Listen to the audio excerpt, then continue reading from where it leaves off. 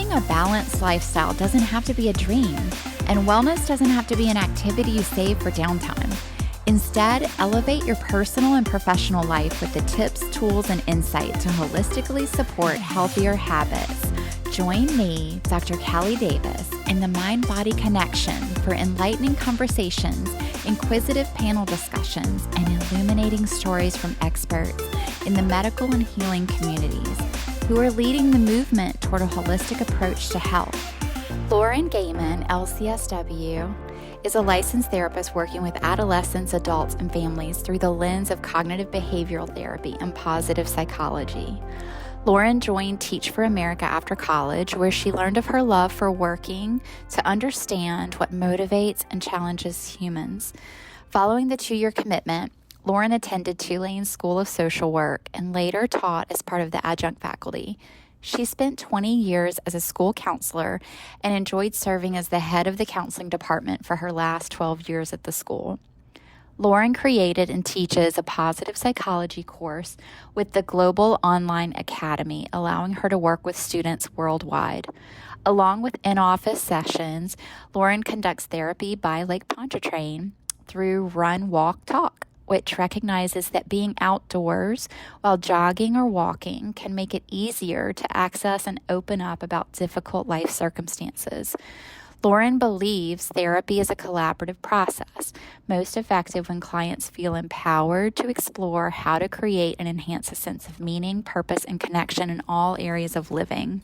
Tonight, we are welcoming our very special guest, Lauren Gehman. Lauren is here to talk with us about mental health in her practice, in her field, in her teachings, and what she brings into the realm of the mind-body connection.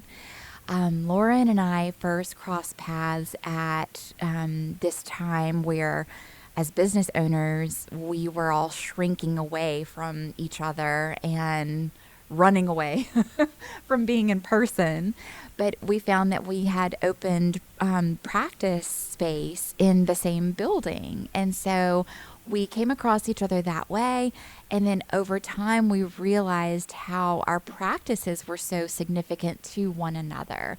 Because as a physical therapist, working with the body and healing conditions like chronic pain, the things that we work with, Lauren on, I don't want to say the other side of things because it's not like they're distinct and separate, but in the realm of mental health, does so much work on the brain, the nervous system, rewiring from trauma, being able to heal and recover and feel like we're living our best lives. So... Yeah. Kelly, thank you so much for having me. I listening to you talk about how we came to share this space on this floor with Hands on Health and my counseling practice. It has such a good feel to it. And rarely do I walk into this office without like stopping and pausing in the hallway and just noticing that and taking it in. And I hope for our patients and clients it has the same feel to it. But I remember when you were moving in and you set it up so beautifully and warm on the outside, and it just changed what could have been a sterile office space into a place that feels like a community. And so I do feel so grateful to share the space together. Thank you. Thank you for that. It's really important, I think, because I would say you hear it too from our patients whenever they come in. They feel at ease. They feel relaxed. And they're coming in to do hard work, right? Yes. Whether it is healing the body or healing the spirit, it's brave work to do. And so it's so important that the space feel comfortable and welcoming and a sense of we're all here to support each other through it. Absolutely.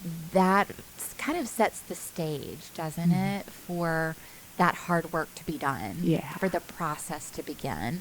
When counter to a comfortable space, a lot of medical facilities are in that sterile environment that it can feel hard to relax within. So tell us a little bit about one of the mainstays in your practice, which is positive psychology. Let's talk about that. Yes, I'll back up from the beginning of really kind of diving into this subject matter. But I spent many, many, many years working in a school as part of the counseling department. And one of the opportunities that came up for me while working at the school was to work with a global institute called the Global Online Academy. And I was joined their staff to teach Intro to Psychology, which is, I've taught it forever and ever. It's so much fun to teach. But this particular group of they bring teachers from around the world to teach students from around the world. So it's a really neat time to come together with different cultures and just share the human experience while learning content in one particular subject matter. And it's a creative group. So once I started working with them, I thought like, oh, I want to build a positive psychology class. I want to build it from scratch. I really want to research this. I don't have enough time in my life to research it. And what better way to throw yourself into something than when you have to create something or teach something around it?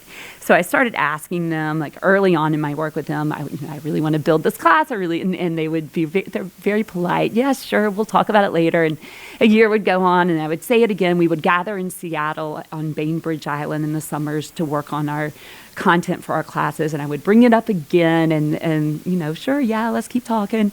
And then something pivotal happened. Lori Santos out of Yale began their happiness class, and it was the most popular class ever taught at that school. And so that next year I came in equipped with this real evidence that people want to learn about this, that students want to learn about it. And from there, I got to launch into a year-long study of building this coursework from them. And naturally, I absorbed it. It became so much about how I think and view the world. And then to hear how my students encountered it and how it changed their lives. And then to get to use it with the clients in this practice has felt so meaningful. And so I feel like it's just every part of the way I think, feel, and behave at this point in life. That's an amazing story. It's funny to think back. Yes, really to see how those threads all came together. And at a moment like in our cultural history where we all started to kind of like tune in to, the human condition and that we're seeking happiness and we're seeking well-being. Yeah, it's so interesting to consider how the modern day version of positive psychology came to be. We can see traces of it in Eastern philosophy, early religion. In the 1940s, Abraham Maslow and the self-actualization movement. So it's everywhere, right? It's weaved through history of mental health and psychology, but in its more modern version, Martin Seligman out of the University of Pennsylvania made it his life's work to study happiness and what causes people to feel happy. And he, in the 1990s, he had the position of being the president of the American Psychological Association, which is a huge role. You get to do it for 1 year and you get to have a platform and a focus. Mm-hmm. And he decided that his focus would be positive psychology when he took office. And what's funny about that is he's a self-proclaimed grump.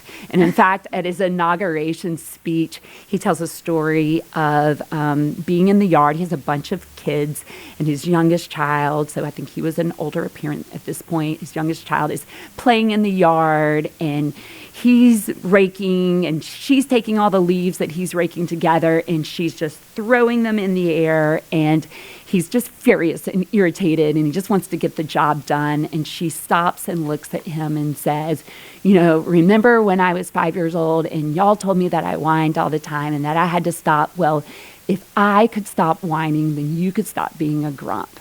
And he defines it as this pivotal moment for him where he realized 3 pretty essential things. One, that she was right. If she could stop whining, he could stop being a grump. And that 2, his role as a parent was to take her strengths and to elevate them and to help her really use them so that she could, as she came across challenges in life, that she would be able to meet them with these strengths, that he should not be squashing them or, Yes. denying her freedoms. And then finally was about the field of psychology, that a field that only focuses on fixing things and what's wrong is only half-baked. And so he really took this idea of how do we elevate this in our culture with the happiness. Incidentally, what's so funny, after years of research, he realized that he did not have it all right. The research started to really stand out to him, and he recognized that he was missing some pretty important ingredients of the meaningful life in just focusing on happiness. And so he had already published the Authentic Happiness book, and he really had to go back to scratch and realize that what people seem to be searching for and yearning for in life is well-being. Mm-hmm. We cannot and should not be happy all the time. That would be fake. That would be false. That we're willing to work really hard at things. We're willing to be challenged. We're willing to suffer for something greater. And so a life of well-being is actually more true to human nature than anything. I love that. It makes happiness itself just seem a little bit more like one dimension of who we are and how well-being. So talk to me about your description of well-being. What is it? Yeah, I'm going to lean back in on Martin Seligman for this, because what he developed as he developed the well-being model was this idea of the acronym PERMA. And these are the pillars of well-being that he believes, and what the research shows, when we are focusing and activating these aspects of ourselves, that we have the greatest chance of achieving well-being and flourishing. And that starts with positive emotion. And the idea there is not you're either born with it or you're not, but that we do things to really work towards being able to create and at times sustain a sense of positive emotion. The second, engagement, that the idea that we find things that are meaningful to us that we're willing to engage in and hopefully get to have sensations like flow and just a sense of real immersement in things that matter to us. Mm-hmm. The third one, relationships, that so much of our well-being and meaning in life is completely tied back to how we experience ourselves in connection with others. And then meaning in life, the idea that we're willing to face challenge and hardship if something can truly come from it. And then finally, accomplishment, that and how we define accomplishment is so wide and vast. It can be the small things in life that we set out to achieve, or it can be the rather large things that maybe take years or most of our life to accomplish, but setting those and being conscious of what we want is such a meaningful way to live a life. I love that. And so it's kind of like from getting from a state of happiness, or like happiness is like an emotion, right? Yes. Would you say it's an I emotion? would, yes. And then to move to those pillars of well-being is like such a broader world. And maybe it allows us to just be, more of ourselves as we move through this life, instead of having a standard or expectation that like, I'm not happy enough. Or I'm supposed to feel a certain way, right? Because you're right. I think when we're actively living the life, the life of well-being, so much of the emotion is going to come along with it. Yeah. However, that's not, when somebody is really struggling with depression, or when somebody is overcome by anxiety, a lot of intentional work has to go into cultivating those emotions. Mm-hmm. Barbara Fredrickson out of the University of North Carolina has spent her life's work really studying positive emotion and trying to understand, like, what is it that humans, how does this come to be? So from a neuroscientific point of view, like, how do we create chemicals that cause us to feel good, but also how do we live our lives in ways that really enhance the opportunity for positive emotion? And she uses the water lily as a way to explain how we experience emotion, that in the morning when water lilies spread their bloom. They're able to soak up the nutrients from both the water and from the sun. And our minds work the same way. When we steer our thoughts towards positive thinking and open ourselves up to positive emotion, we're able to soak in the good around us. And this draws people to us.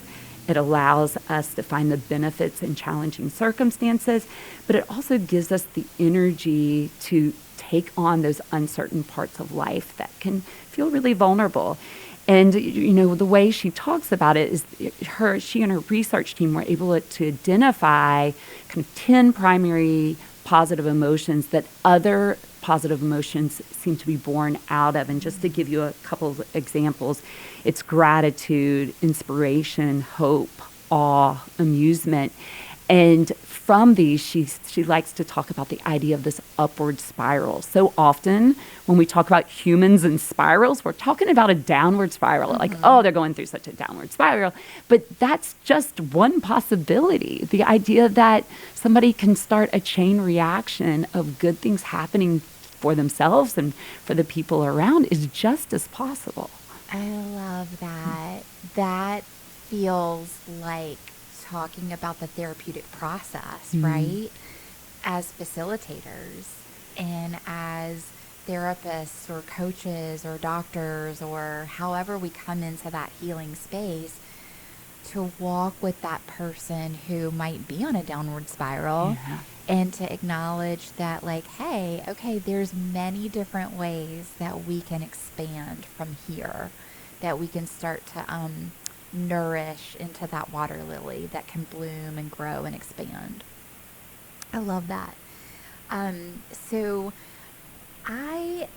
positive emotions, you just unpacked like 10 of those, right? Those are like, was her theory that everything else we feel is kind of based from those 10? Well, in the positive realm, yes, that those are what she really considers primary. And when I say that, I think of Brene Brown's book, Atlas of the Heart, where she named 84 potential human emotions, and she really gets into the nuances with it. What she lists in her book is the range of both positive and negative, with the idea, and it's very much in sync with Barbara Fredrickson, if we can identify the emotion we are experiencing, if we can get nuanced in naming it, it gives us so much more of an understanding of what's going on from us, but then it also gives us a place to work from there. Once we understand it, then there's all sorts of potential of what we do to enhance it if we want more of it, to help ourselves work through and let go or accept if it's something that causes more struggle. Yes. And so it's kind of a process of studying our own emotions when you're working with someone. And really getting to know the self, right? Yes. And I think that is such a fascinating piece in this work, that therapy is so organic, right? When we sit down, when we sit in this space, there is not an agenda. There's not a set list of questions. I mean, this is so intuitive. And yes, as a therapist, it is my job to lean in on the theory and to understand where I might guide us. But really, it's two humans coming together and trying to figure it out. And I think one of the things that just naturally starts to surface up in the work that is so powerful is people's strengths. And as we start to tap into the organic, natural strengths that humans possess, and we can use assessment tools if it is really a struggle to figure them out. Oftentimes we don't need those because it just starts to surface up. And then that becomes such a powerful tool in trying to pull out positive emotion and experiences and challenges based on those strengths. So would you say that in a real life example, working with a client, that they might be experiencing some of those positive emotions without recognizing them? Well, I don't know that our culture really teaches us and encourages us to understand when something is happening within us that is feels really good. But also when we are using our strengths in a way that is causing the good things in our lives to happen, like that is just something that we are not always conscious about. Right. And so to just create awareness, I mean, to look at the relationships in one's life that are really working and why is that? And to look at the aspects of work and school that are working. Well, that's not just happening. That person is doing something to activate the good that exists. There's something to work with there and for us to pay attention to. And that's, and I think it's also so important in focusing on that to point out that positive psychology is not looking at the world through rose-colored glasses, right? Trauma happens. Right. Really difficult things happen in life. There's, loss and grief and things that we have to sit with to be able to steer back into the positive. So I don't want to diminish that or belittle that because it's all so real, but it's not the end of the story. Right. It's a part of the story. It's a part of the story. And so what you just made me realize is that a client walking through that experience of depression or anxiety or PTSD, that they are having a whole life experience that includes upward spirals in it that could be simple, like, you made yourself breakfast this morning. Absolutely. Mm-hmm. Absolutely. We get to define what a step towards, self-care or putting more energy into living again is, right? And so that is, I think that is something that we want to be so conscious of, that this is not, once again, this is not coming from a textbook. Mm-hmm. When we're really working to understand the challenges that someone's facing, as you get to know the client, it's so obvious what those successes are. And it is so real and fun and joyful to celebrate them as they're happening. Yes. And I would say, it's easy. Yeah, it's like there's an easy component to that, right? We're just kind of missing it sometimes, or we're skipping right past it to focus on the hard stuff. But how nice it is to sit back and relax for a minute and to really soak in, like, the things that are actually working. Oh, yeah, I think it's so true. As humans, we just have a tendency to complicate things. And that makes so much sense, right? We have our brains, causing us to think. We have our whole central nervous system, the amygdala, all the parts of our body that help us to feel. We have our physical body causing us to behave. Like, there is so much that causes it to be complicated. So that is understandable and real. But I think so often when we can take things back to simple truths and simple ways to care for the self, we find our way through what can sometimes feel like chaos. Yes, totally. The chaos that I can closely relate to in my field of practice is that repetitive pain cycle, the pain that won't go away, and where a person's attention and focus and life energy is going towards, describing that pain or getting that pain diagnosed, seeking medical attention for, and on, so that it can consume all of their well-being, gets sucked away. And how hard it is to focus on any other aspect of well-being when your body is suffering.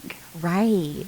And so what you're making me think of right now in this discussion is a strategy we use. Like you're saying, it's very organic, but it's coming from, a patient's abilities. It's identifying their abilities. Okay, so we'll talk about things that they cannot do, like bend down and lift the laundry, for instance. But we don't want to bypass all of those things that they can do. They can take a walk. They can go to the toilet independently. They can care for their child independently. So it's like those upward spirals are occurring in their life through that experience of chronic pain, darkness, depression, and on and on. Yeah. Oh, that makes so much sense. And you're right. Recognizing what is working so we can build Yeah. from there. Yeah. And Yeah. so would you say that's kind of that simple way of understanding positive psychology? Okay. Absolutely. Cool. Absolutely. I love that. So talk to me a little bit about, oh, I wanted to go back to PERMA real quick, the Sure. pillars. Mm-hmm. So we said positive emotion, engagement, relationships, meaning in life, and accomplishment. So to me, those pillars could be assessed and looked at no matter what the person's going through. Yes, absolutely. Whether it be a physical struggle, an emotional struggle, a struggle in cognitions, which can cause so much anxiety. But you're right, it's relevant across the board to Right. humans. Yeah, totally. Like and so on building on those pillars, then are we kind of, is the process teasing out, like let's take relationships, that pillar. So is it teasing out what's working in our relationships that are flourishing instead of focusing on like the dysfunctional Well, it's patterns? not one or the other, right? If at any moment in therapy we're working through different lenses. So if we're working through the lens of positive psychology, yes, we're thinking about the relationships that cause true oxytocin release, that chemical that women release so much of right after giving birth, and the idea that we do things in our relationship to allow our brains to release that particular chemical. And, things like Robert Emmons out of Florida has done a ton of research on gratitude practicing and the impact of gratitude practicing on raising our oxytocin, but also lowering our cortisol. Yes. So the idea that so much of gratitude practicing has to do with really cultivating sensations about our relationships with other people. For instance, the self-compassion letter, which is a gratitude practice. I'm sorry, not self-compassion. I'll go back to that in a second. The writing the gratitude letter, which is the idea that you think of somebody in your life that has really had an influence, a meaning, a purpose, and expressing that. And then so much research on the benefits of that. Sonia Lubermisky out of UC Riverside took it a little bit further and studied what happens when people actually deliver the letter to the person they wrote it to. And right there's like a spike in the ability to sustain all that comes from that feels good. So the things that we can do to really celebrate our relationships with others. But then back to that notion of the self-compassion letter, that's celebrating the relationship with the self too. Being able to generate feelings of understanding and compassion and acceptance towards the self, because it is so easy to live in a place of self-criticism and judgment. But how is the body supposed to heal, and how are we supposed to enhance well-being if we're doing what is actually a self-protective, oddly enough, behavior of just trying to keep ourselves in a box of self-criticism? Yes. So, we hit on the amygdala. We didn't go far into that territory, but I want you to kind of tie that concept together, that fear or protective self. So, I'm thinking about this analogy with pain, that we would want to avoid the thing that causes the pain, right? If it's like, when I bend forward, my back hurts, so I'm no longer going to bend forward, and we lose that motion. And all we're trying to do is like prevent it from happening. It's protective. Yeah, it's human nature, right? To try to protect against things that are hard and put us at risk. Exactly. And did you say that like our critical part of ourselves is a protective feature? Yes. Okay. Yes. So Dick Schwartz, the founder of internal family systems theory, which is, I think, a theory that really speaks to me and I've just enjoyed learning about so much.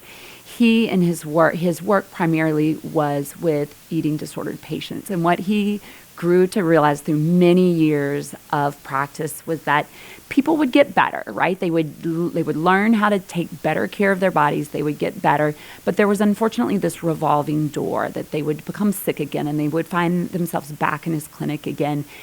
And he really hit the wall and felt frustration, as we sometimes need to do when we're trying to really understand something. And so he started to listen to patients in a new way and started to really try to understand, like, what is the role of this eating disorder?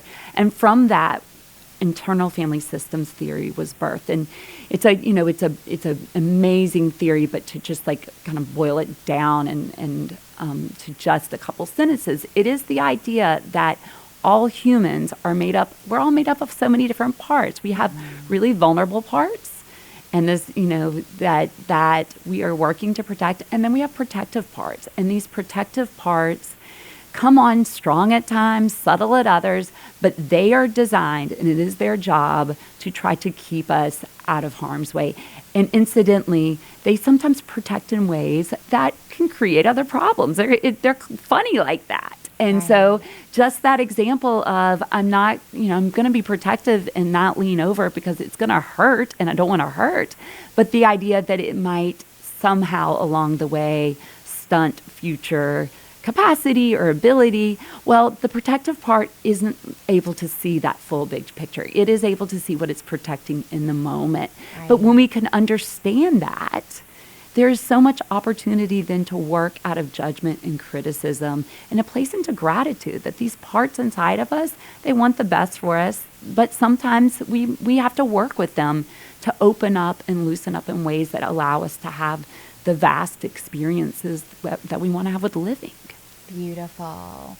Understanding that all of those roles of all those distinct parts are necessary at certain times, right? And we should have respect for them, right? Even if they're causing some difficulties, even if there's a real struggle, because the way through them and the way to change them is through understanding. Yes, absolutely. The knowledge is power. Yeah. Mm-hmm. So, and empowerment process for an individual to be able to learn, oh yeah, there's all this unexplored territory that I never quite unpacked or saw, at a depth that I needed to be seeing to Absolutely. be able to work with that. Yeah. Very cool. So, okay, I want to come back to the water lily, because when you described the water lily of bringing in nourishment and being able to grow, it made me think of like resilience, right? Like we're kind of growing into our resilient self.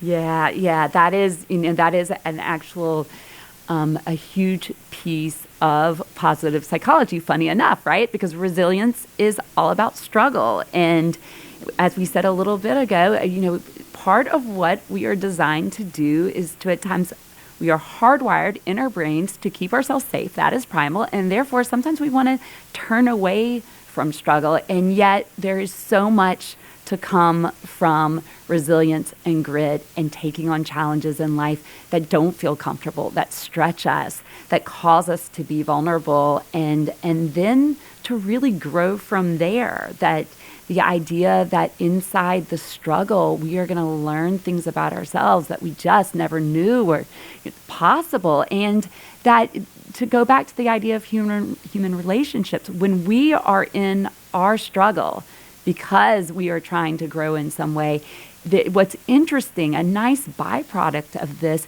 is it actually causes us to connect with other humans in pro-social ways, that we become more humble, that we start to understand other people's vulnerability in a way that maybe we don't when we are feeling our most competent. It makes us better humans, but it makes us better people to be in relationship with too. So a life of challenge and a life of struggle is so important in so many different ways. Oh, I love what you just said, because that's real life. That's everyone's real course of life, the ups and downs and the twists and turns and getting all turned around, right? And finding your way through those struggles. And I feel like our overculture is, what is it about it? We want to do we have this cultural view that struggle is bad? I recently got to work with a group of teenagers at an all-girls school, and we had a full workshop on what is perfectionism. Oh, yeah. And what is so fascinating in the research on perfectionism is that very little of it is about doing everything perfectly. That's not even really what it's about. What it really typically comes down to is this self-prescribed need to be a certain way so that others will approve of us. Yes. Because, and this goes back to that primal need for human connection that wired in us is the need for that. And so we can create these ideas of what we think the world needs from us in order to be worthy, good enough, able to accomplish everything that we think we're supposed to accomplish. But if we can just understand, what that's really about is needing positive human connection. We can then work from a place where we start to work out of feeling like you're supposed to be perfect, you're not supposed to struggle, you're supposed to look this way, you're supposed to conduct your life this way, it's supposed to be clean and tidy all the time, because that's just a lie, right? Like, that's just impossible. We're humans. Right. We are, and we come with all of our messes and all of our vulnerabilities and our strengths, but our weaknesses too. And that's just so real. It's so okay. Yes. But I think you said something so important just now, that deeper underlying human need for positive connections with others. Let's go in there a little bit. Yeah.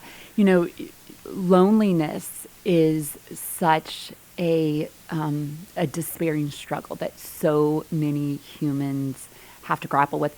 I think we have to disarm loneliness and recognize that that is something that all humans will feel at various points in their life. It doesn't mean that something's wrong with you. Yes. There's a lot of shame embedded in loneliness, but it's part of the human experience. And it's an important emotion because it informs us on something that we need to go seek out. And, we, at different moments in our life, have accessibility to varying forms of relationships. And sometimes people really do find themselves not experiencing enough of the human connection that we need.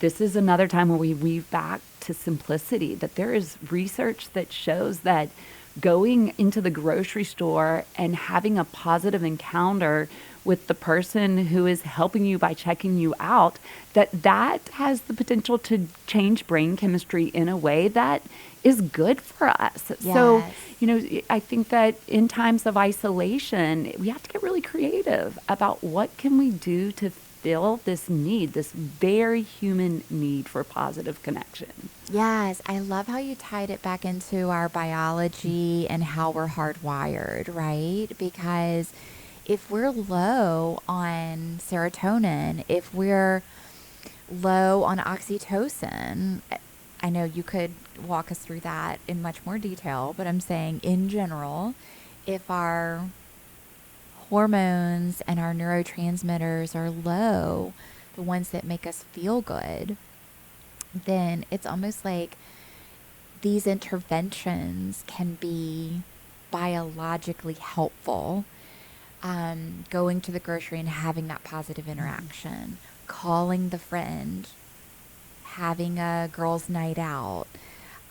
So we can think of those social interactions as like medicine for those low neurotransmitters. Yeah, Sonia Lubomirsky has a great research study called Random Acts of Kindness, where she had, a group of people that were instructed to go out and conduct 3 random acts of kindness in addition to what you would normally do in a week. And then the control group was asked to do things for the self. So do 3 extra things for yourself this week. And when they compared the data on getting out there and doing things for other people, it was astonishing not only how it created a sense of fulfillment and connection, and even just understanding the vastness of the world, right? Being able to step outside of yourself to agree, that can be very helpful to us, but that it's sustained for a long weeks and weeks after the research was conducted. And so this idea that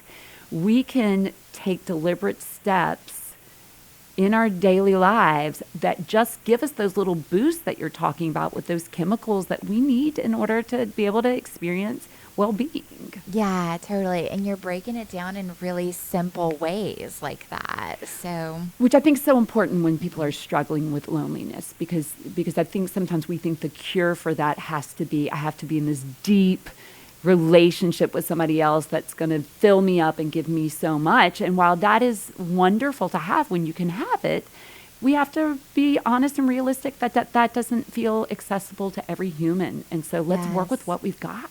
yes, that's amazing. I want to write down a little tag of research for myself to follow up on about loneliness and states of the physical body too. You know, how loneliness can be connected to feelings of despair, or it can keep us in the house and immobilized even. And make it harder to take risks, right? Like so much of what we have to do to work out of mental health challenges is, and I think, one of the things that the poor people I work with probably get so sick of hearing me say, but I think it's just so real and true, is the cruel thing about depression and debilitating anxiety is at a time in your life when you feel the least capable, you have the least amount of energy, your motivation is depleted, your hope is zilch.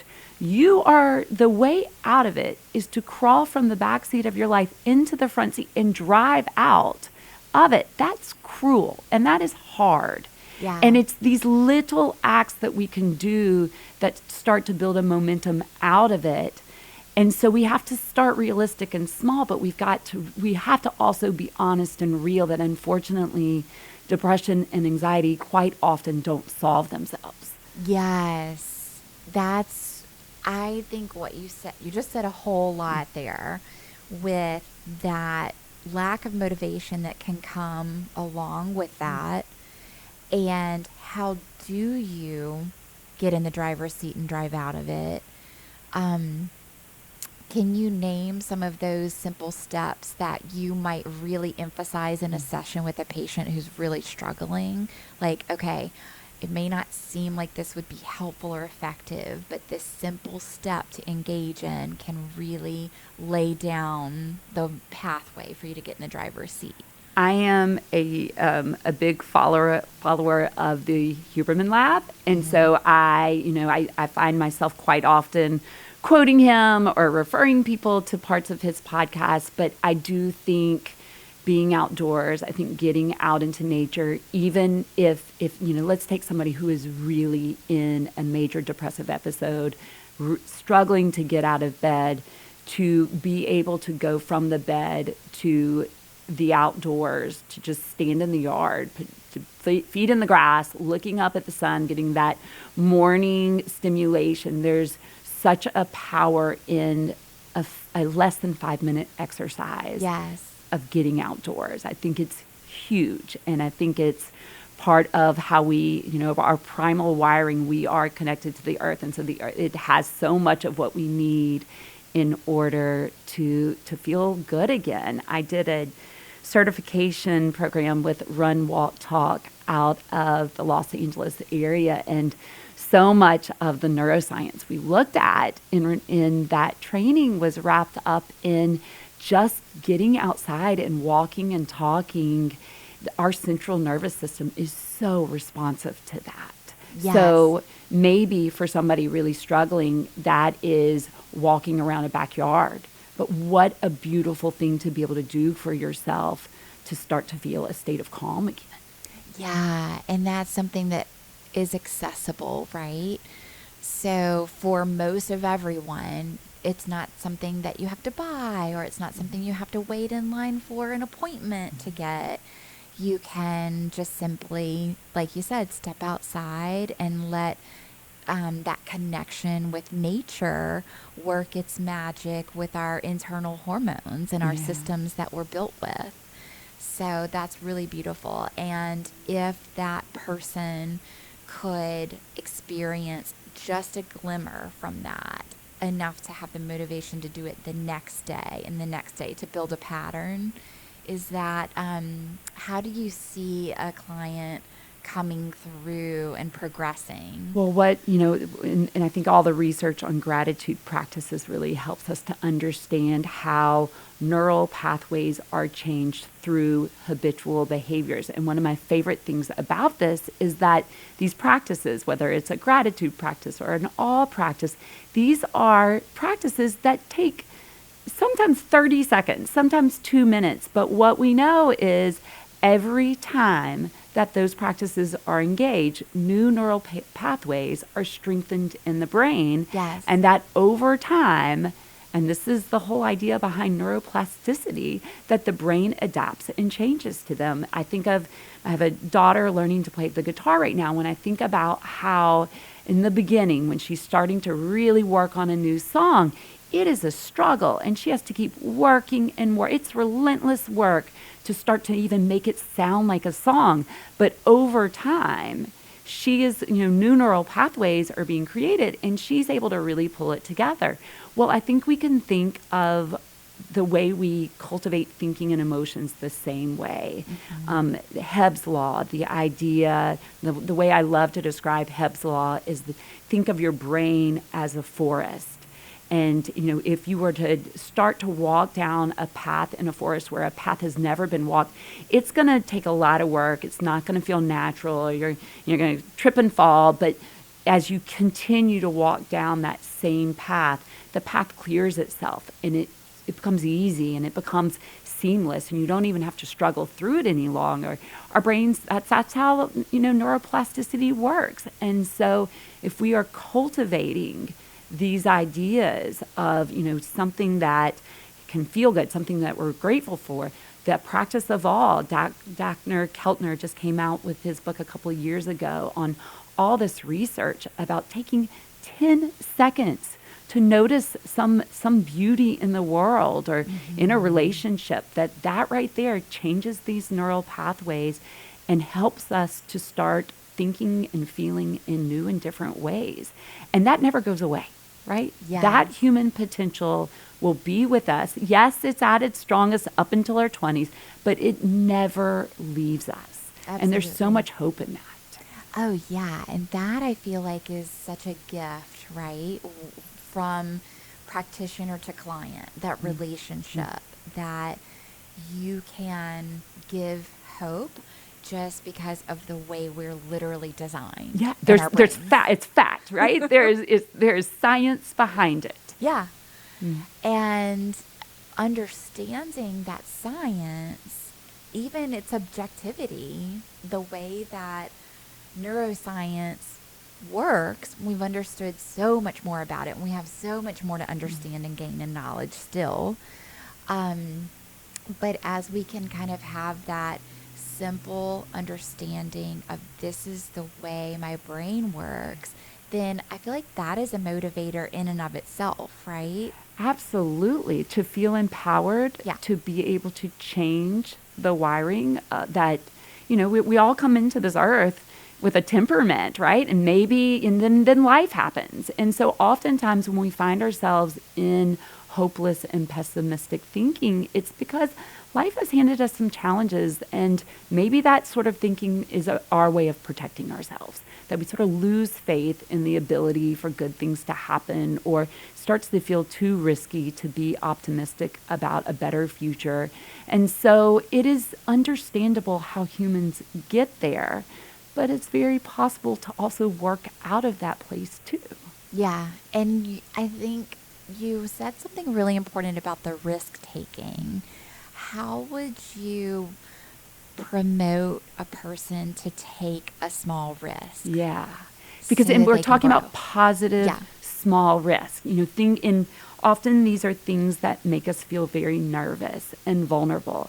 So I think when, let's take the risk of maybe engaging a social outing that isn't something that you would normally do, but you want it for yourself because there's a potential. Maybe you'll get closer with some people that you've wanted to know more. Maybe you'll meet somebody new, but what a huge vulnerability to put yourself out there in new ways. And so I think a huge piece of this is sitting with the fact that it feels really hard. Like, I am taking a risk, and that is brave, and I'm going to support myself through it.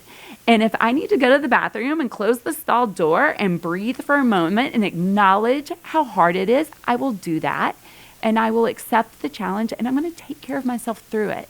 And maybe I'm not going to love it. Maybe it's going to feel really hard, but the relief that can come from knowing that you've taken a risk. How often I will still hear clients say, it was so hard to do it, but afterwards I felt so good about the fact that I had done it. Like, that, once again, something to feel so much joy over. And and even if it's hard to feel joy, to realize, like, that was brave. Yes. And what an accomplishment then. What an accomplishment. And we, as humans, tend to build risk-taking, positive risk-taking off positive risk-taking. If you do one, then it just makes it a little bit easier to do it the next time. How often do you hear people say, like, oh, I really didn't want to go do this thing. I had to pull myself off the couch. I had to pull myself out of the house. I did not want to do it. I'm so glad I did. Yeah. Because they took a risk. Totally. I love that. And being able to navigate sometimes out of our worst times in life, right? From a place where we're protective, and then we can slowly unfold with some bravery and with some courage and inject that into that risk, building what those neurons are going to need.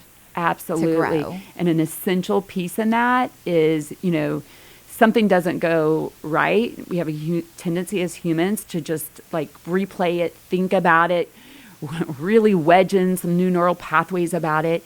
We have a tendency as humans, when things go well, to kind of glide over them and then to move on to the next challenge. And we have to sit in really, really acknowledging what we have done so that we can build capacity from there.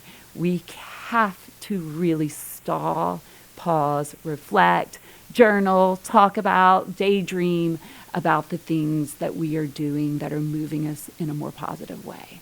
That is amazing. Okay, so all of our listeners, if you just take what Lauren just said and make it into your homework about really deeply reflecting on a positive accomplishment or a small risk that you took, or that time that you noticed, like, there was so much beauty, like there was the gorgeous rose that you walked by on the sidewalk.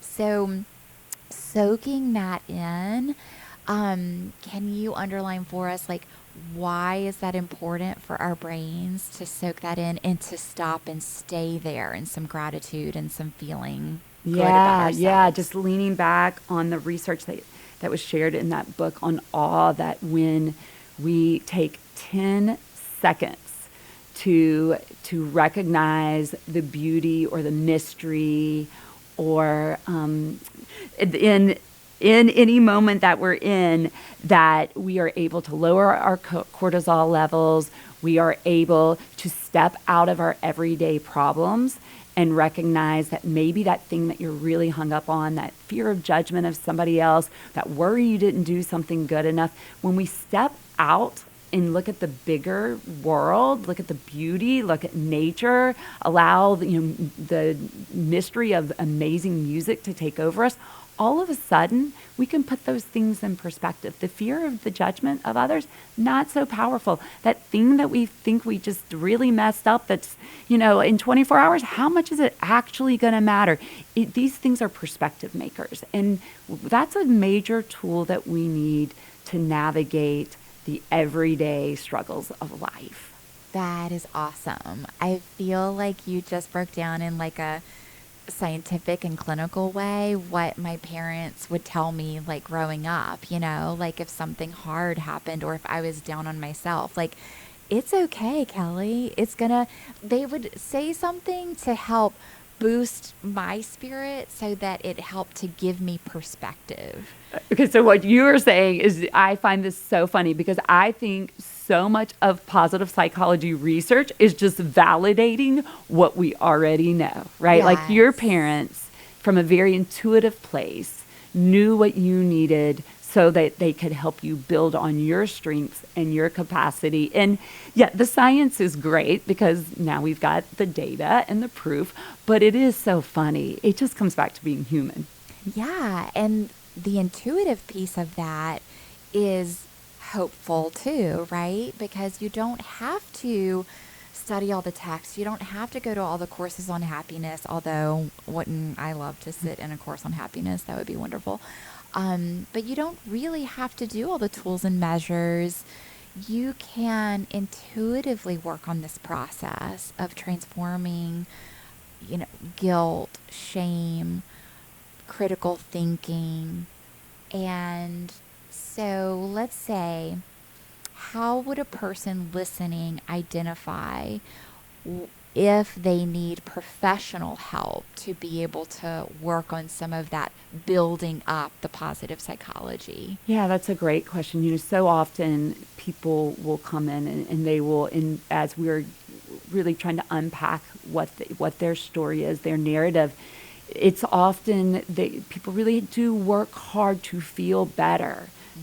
People do well when they can. Mm-hmm. And so I think it is, I think when a sense of hopelessness starts to set in, really hopefully people come into therapy way before that, right? But I think, the idea that there are times when we really need to pay attention, like I can't do this on my own, is when a loss of hope, when life starts to get really small, right? You're not living as largely as an individual wants for themselves.